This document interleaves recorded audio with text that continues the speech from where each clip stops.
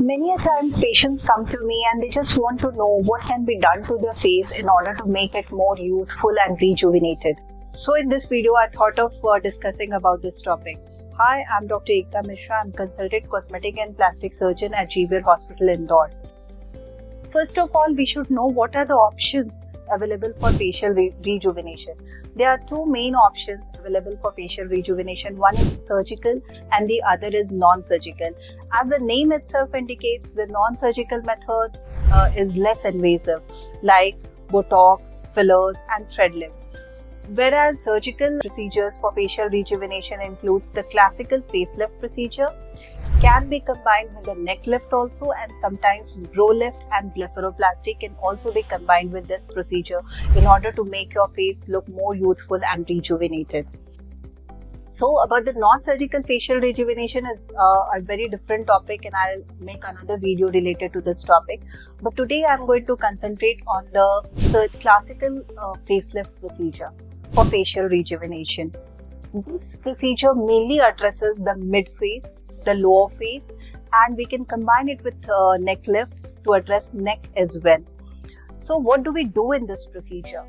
First we make a small, we start making an incision from this area, and we go down in front of the ears, then we go behind the ears onto the posterior hairline.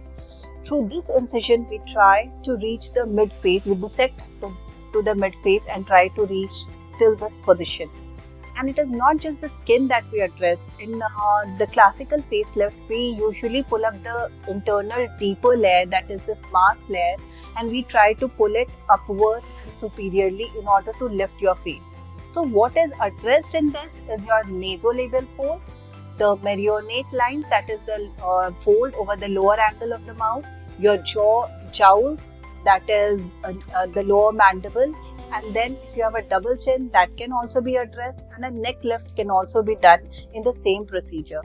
Sometimes the patient also want to get his or her brow lift done. In that case, we have to extend the incision a little more extra. That's it. We can also combine blepharoplasty with this in order to give a more youthful appearance to the face. That is the eyelid surgery. So this surgery is usually done under general anesthesia. It takes about 4 to 5 hours if we do a comprehensive classical facelift. This takes about 4 to 5 hours. Immediately after the surgery, there will be mild swelling, bruising, which may last for about 7 to 10 days. But within 10 to 12 days, the swelling subsides and you can appear for your social meetings and everything.